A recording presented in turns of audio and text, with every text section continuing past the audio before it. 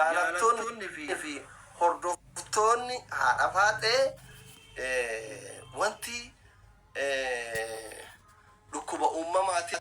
illee miti. Dhukkuba uumamaa akkas lafa isiin dheetan illee miti. Viidiyoo illee miti. Wallaahi viidiyoo illee qabaattee miti. Akka waan nama hiriyyaa wal jaalata wayitiin waliin mufattee waan akka lolaa jedhamu kan hin beektanii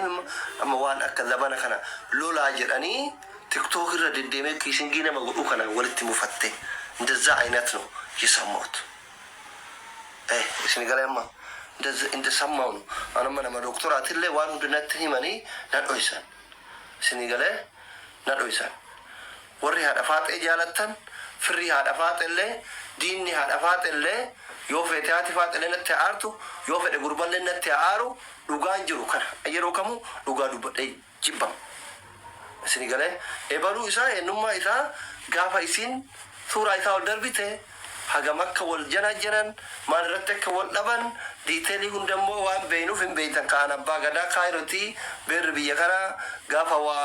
waan akka lolaa kan argatu naan mari'ataa manguddummaa jaarsonni na biruutti waan ta'eef isinitti himaa jechuu alle ብዙ ነገር አለ kun dhuguma kana kakadha isinitti hima wallaahi billaahi tallahi kakadha isinitti hima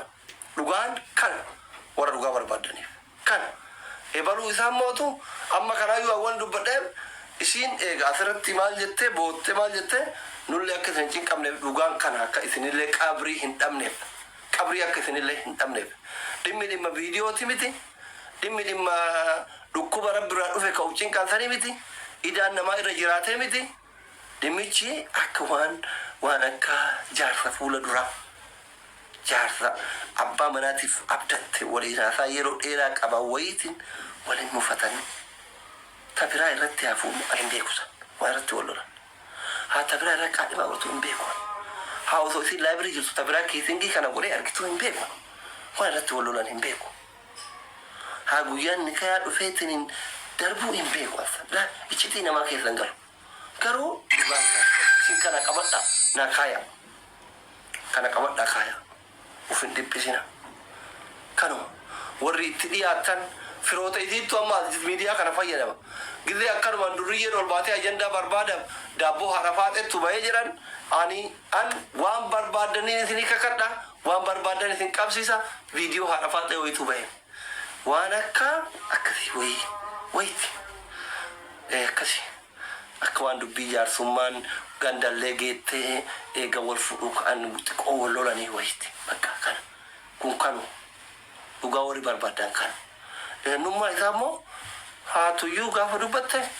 waan irratti wal lolan kana akkanatti wal baratanii hagana deemanii nullee hagana deemnee hagana wajji dadhabnee hagana wajji kufnee kaanee akkana jenneeni isa isin ilaal gaafa jarri feeti lafeetii asirratti waliin bahan jechuudha. Gaafa isin suuraa gabbaaste immoo yoo isin irra keettellee